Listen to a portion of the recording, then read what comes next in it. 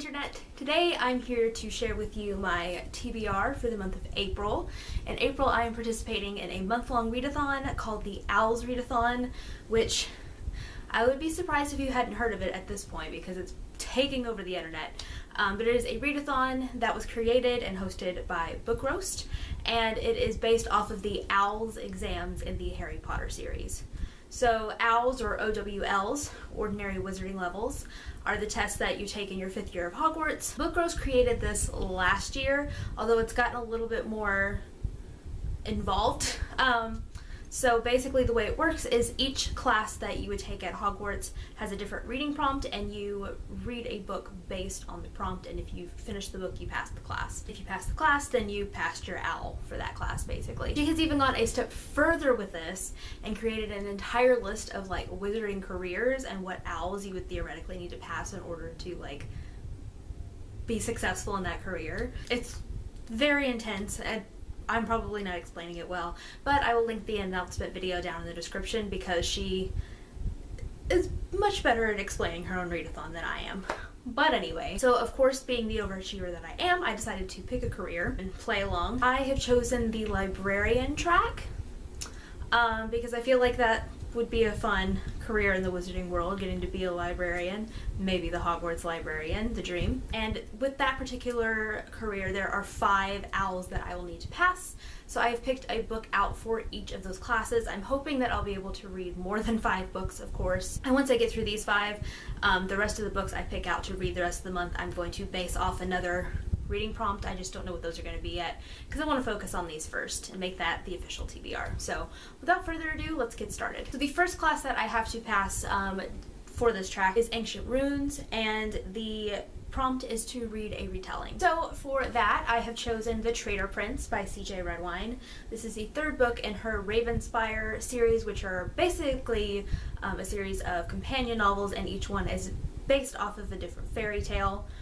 This is the 3rd one, like I said, and it is based off of The Prince and the Pauper, I believe. Since these are companion novels, none of them like have anything to do with each other other than they take place in the same world, but like all the characters are different and everything else about it is different. I've really been enjoying this series. It also has a beautiful map as the end pages, and the map is in all of her books, and it all has a different color to go along with the cover, and it's just beautiful.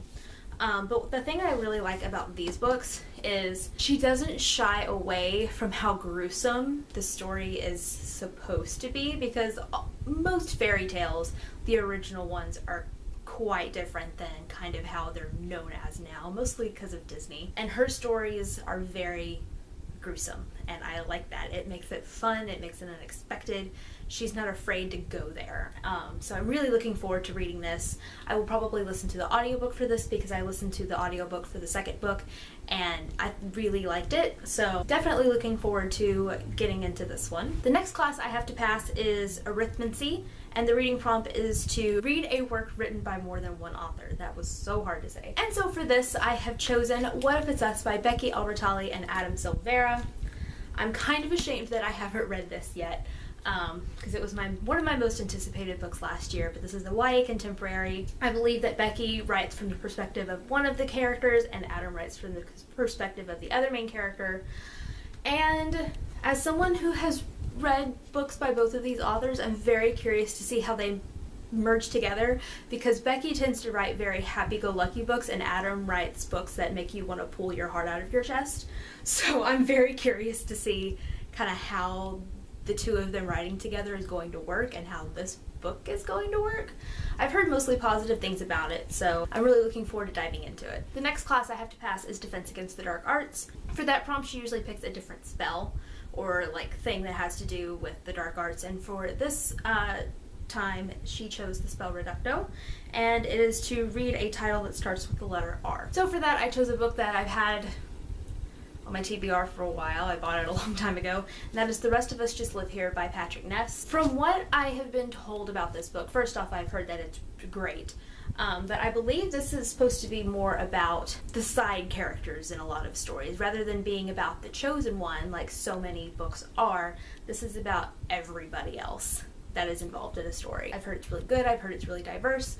I've been wanting to read more by Patrick Ness because the only thing I've read by him is A Monster Calls, and I adored that book. So I'm looking forward to getting to this one. I'll probably listen to the audiobook for this one as well. The next class I have to pass is History of Magic, and for that I have to read a book that was published at least 10 years ago. So I'm throwing it way back for this challenge, and I'm going to read The Color Purple by Alice Walker.